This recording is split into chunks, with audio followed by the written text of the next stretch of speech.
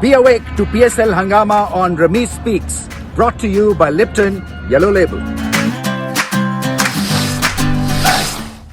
बहुत ही आला मुकाबला देखने को मिला यहाँ लाहौर में और लाहौरियों के पैसे वसूल, इसलिए कि कलंदर्स मैच पे मैच जीत रहे हैं और फैंस इनके पीछे अब खड़े हो गए हैं। एक जम्मे गफीर था यहाँ कदाफी स्टेडियम में और क्या एटमॉस्फेयर था, जिसको कहते हैं ना कि इलेक्ट्रिक एक बस थी।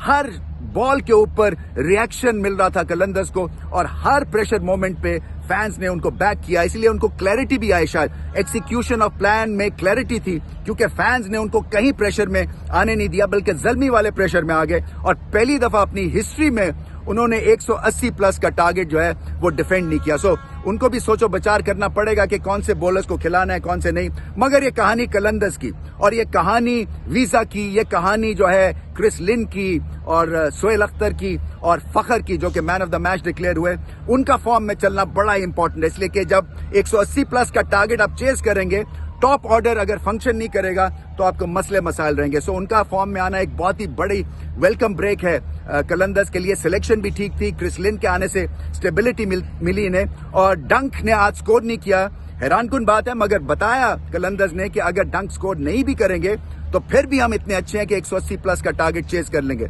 सो बहुत बड़ी फतह मिली है और मुझे ऐसा लगता है कि इनको प्लेऑफ्स खेलने से अब कोई नहीं रोक सकता। मुझे ऐसा भी लग रहा है कि ये फाइनल तक भी पहुंचेंगे कलंदर्स, क्योंकि जो इनकी टीम है अगर पूरी तरह से फिट हुई, हारिस रऊफ खास तौर पे, अगर और ज्यादा उनकी हील में मसले नहीं हुए और उनको ख्याल से मैच खिलाए गए तो फिर मुझे ऐसा लगता है कि आगे जाके इनका फ्यूचर बहुत ही ब्राइट है इस साल की HBL PSL में। चलते हैं Lipton awakening moment of the match की तरफ।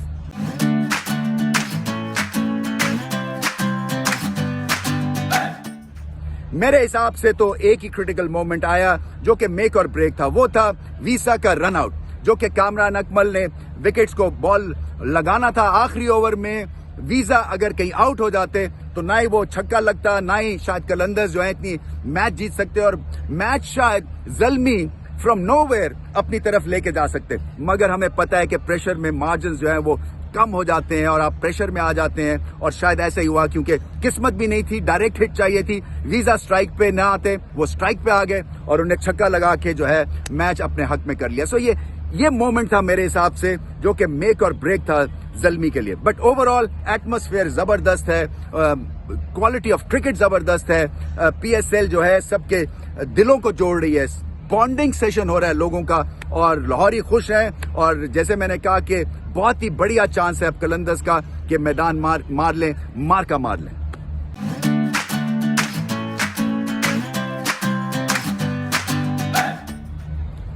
मोहम्मद अरबी सवाल कर रहे हैं कि ब्रेथवेट अच्छे खासे बॉलर हैं, मगर इतना लेट उनको बॉलिंग क्यों दी गई?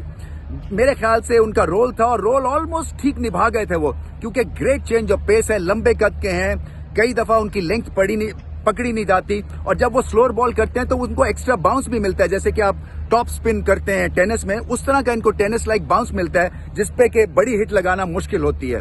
सो वो एक तरह से आपकी 50-50 सिचुएशन थी, क्योंकि वहां पे अगर ब्रेथवेट जो है एक आधा बॉल और ठीक कर लेते और वीजे की लपेट में ना आते तो शायद ये मुकाबला भी वो जीत सकते थे। मगर सवाल आपका ठीक है, इनका रोल जो है और बेहतर तौर पे डिफाइन होना चाहिए।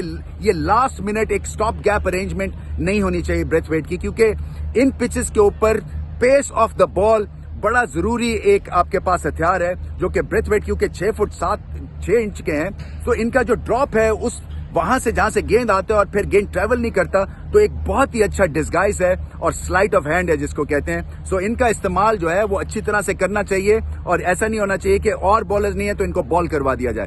कहीं वो बॉल बेहतर कर देते वीजा को तो ये मुकाबला भी शायद ज़ल्मी वाले जीत जाते।